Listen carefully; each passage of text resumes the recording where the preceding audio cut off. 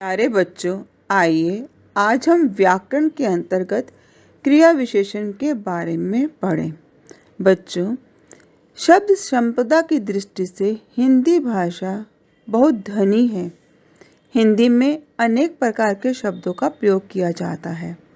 सुविधा की दृष्टि से उनके 4 भाग किए गए हैं: रचना के आधार पर, स्रोत के आधार पर, अर्थ के आधार पर और प्रयोग के आधार पर। अर्थ के आधार पर प्रयोग से आप परिचित ही हैं, जैसे एकार्थी अर्थ, समानार्थी शब्द, विपरीतार्थी शब्द। इसी प्रकार प्रयोग के आधार पर जो वर्गीकरण किया जाता है उसमें 2 तरह के शब्द आते हैं: विकारी शब्द और अविकारी शब्द। विकारी शब्द के अंतर्गत आते हैं संज्ञा शब्द, सर्वनाम शब्द, क्रिया और विशेषण। ये शब्द ऐसे हैं जो लिंग, वचन, कारक के कारण बदलते रहते हैं। जैसे संज्ञा शब्द अगर पुल्लिंग का है लड़का, तो कहीं प्रयोग में वह स्त्रीलिंग का आता है तो लड़की बनके उसमें परिवर्तन आ जाता है। वैसे ही सर्वनाम शब्द में मैं से मेरा, हम, हमारे हो सकता है। क्रिया शब्द में दौड़ना, दौड़, दौड़ते, दौड़ चुका हो सकता है। विशेषण शब्दों में अच्छा, अच्छे या अच्छी हो सकता है। अर्थात विकारी शब्द वो शब्द हैं जो बदलते रहते हैं, जो प्रयोग की दृष्टि से लिंग, वचन, कारक के कारण परिवर्तित हो जाते हैं।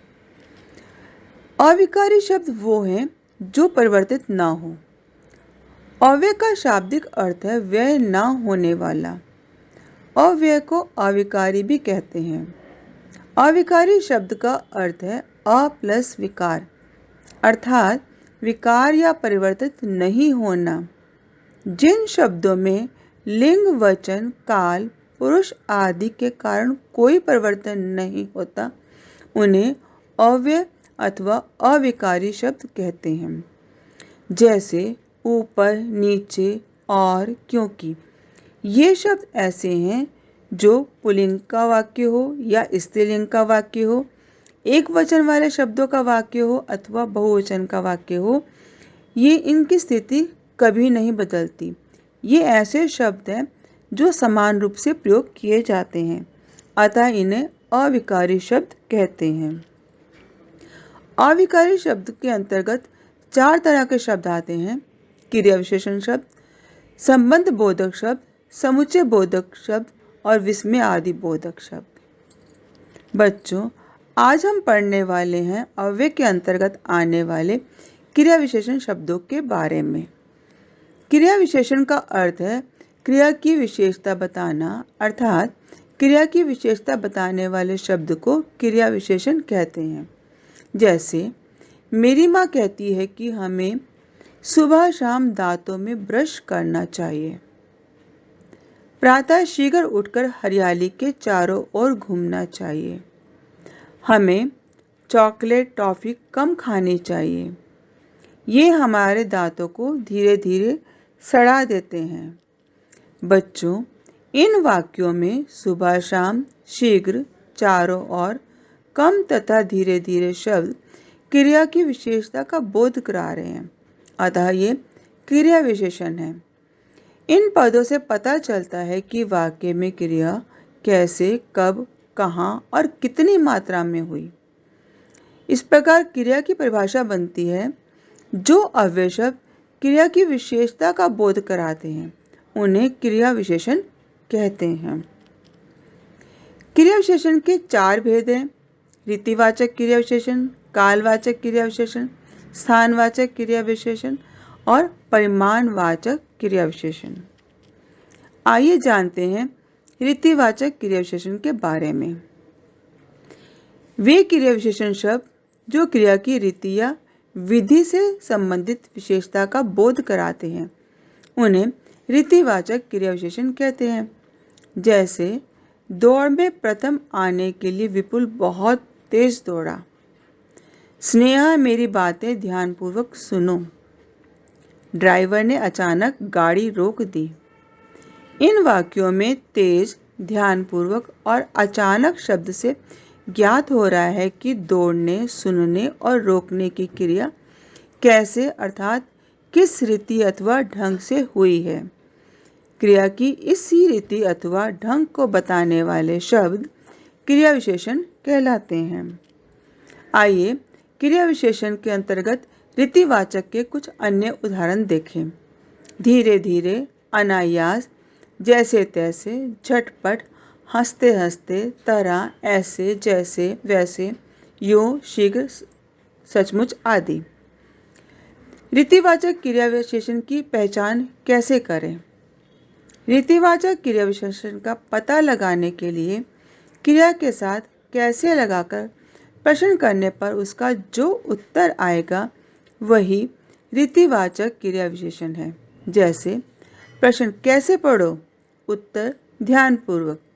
यहाँ शब्द जो ध्यानपूर्वक है वास्तव में यह रीतिवाचक क्रिया विशेषण का उदाहरण है।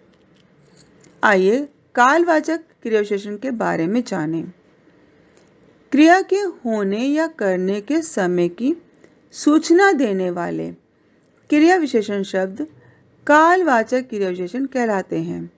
जैसे गोपाल दिन भर टीवी देखता रहता है। बच्चों, आज बच्चों को पोलियो की दवा पिलाई जाएगी। प्रतिदिन मंदिर में पूजा होती है। इन वाक्यों में प्रतिदिन, दिन भर, आज शब्द क्रिया के होने के समय की सूचना दे रहे हैं, अतः कालवाचक क्रिया विशेषण के उदाहरण हैं। आइए कुछ अन्य उदाहरण देखें। कल, परसों, प्रातः, शाम, लगातार, सदा, निरंतर, सदैव, हमेशा, आजकल, अभी, जब, बार बार आदि। कालवाचक क्रिया विशेषण की पहचान कैसे करें? कालवाचक क्रिया विशेषण का पता लगाने के लिए क्रिया के साथ कब लगाकर प्रश्न करने पर उसका जो उत्तर आएगा वही कालवाचक क्रिया विशेषण होगा। जैसे पिताजी परसों आगरा जाएंगे।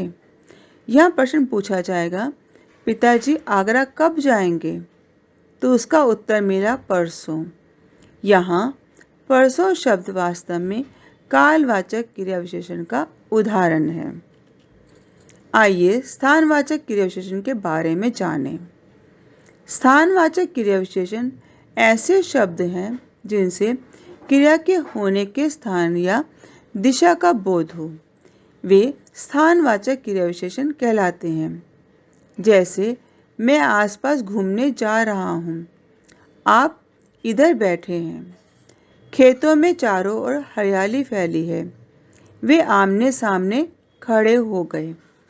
इन वाक्यों में आसपास, इधर, चारों ओर, आमने सामने शब्द क्रिया के स्थान का बोध करा रहे हैं, अतः ये स्थानवाचक क्रिया विशेषण के उदाहरण हैं। आइए कुछ अन्य उदाहरण देखें। ऊपर, नीचे, आगे, पीछे, तरफ, सामने, इस और, अंदर, बाहर, सर्वत्र आदि। स्थानवाचक क्रिया विशेषण की पहचान कैसे करें? स्थानवाचक क्रिया विशेषण का पता लगाने के लिए क्रिया के साथ कहाँ लगाकर प्रश्न करने पर उसका जो उत्तर आएगा वही स्थानवाचक क्रिया विशेषण होगा। जैसे दाएं बाएं देख कर चलो। प्रश्न बनेगा कहाँ देख कर चलो, उत्तर मिला दाएं बाएं। यहाँ दाएं बाएं शब्द स्थानवाचक क्रिया विशेषण का उदाहरण है।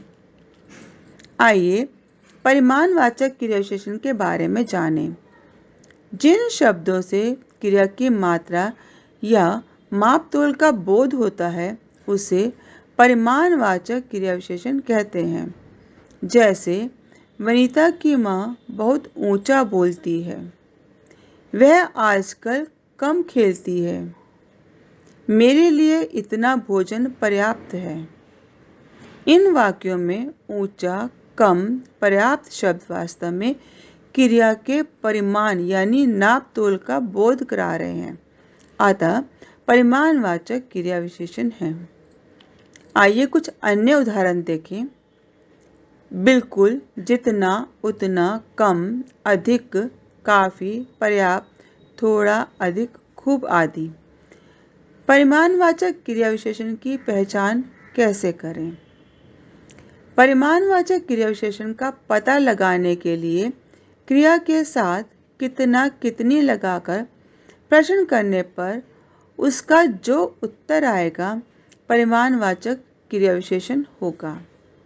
ज़्यादा मत खाओ, यह प्रश्न बनेगा कितना मत खाओ, तो उत्तर आया ज़्यादा। यहाँ ज़्यादा शब्द परिमाणवाचक क्रिया विशेषण का उदाहरण है। परिमाणवाचक क्रिया विशेषण और परिमाणवाचक विशेषण में अंतर को जानें। कुछ शब्द क्रिया विशेषण तथा विशेषण दोनों के ही रूप में प्रयोग किए जा सकते हैं। जो शब्द क्रिया का परिमाण का बोध कराते हैं वे परिमाणवाचक क्रिया विशेषण कहलाते हैं, लेकिन जब वही शब्द संज्ञा या सर्वनाम के माप तोल का बोध कराते हैं तो परिमाणवाचक विशेषण बन जाते हैं।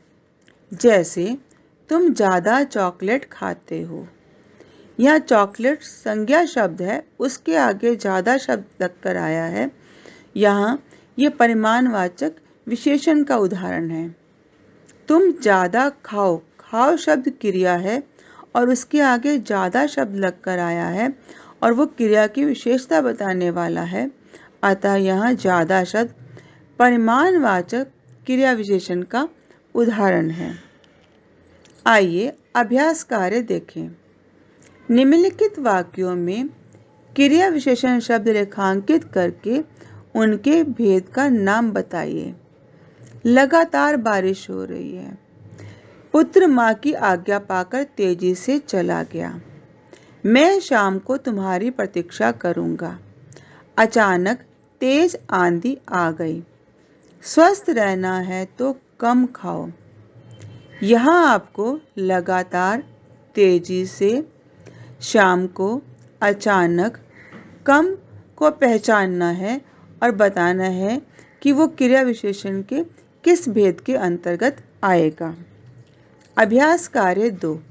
निम्नलिखित वाक्यों में शब्द क्रिया विशेषण का है या विशेषण का है, आपको ये बताना है।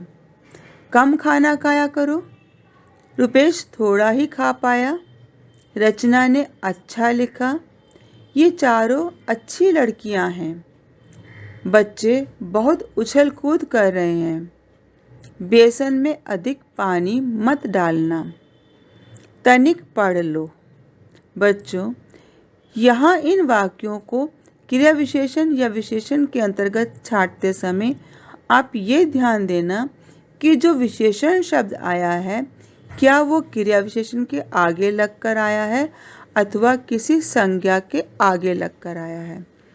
अगर वो शब्द संज्ञा के आगे लगकर आया है तो विशेषण का काम करने वाला है, और अगर वही शब्द किसी क्रिया के आगे लगकर आया है तो वह क्रिया विशेषण का उदाहरण बनेगा। जैसे रचना ने अच्छा लिखा है। लिखना शब्द यहाँ क्रिया थी और क्रिया के आगे अच्छा शब्द आया है और ये क्रिया विशेषण का उदाहरण है। ये चारों अच्छी लड़कियां हैं। लड़कियां शब्द या संज्ञा का है और उसके आगे अच्छे शब्द आया है, अतः ये विशेषण का काम कर रहा है।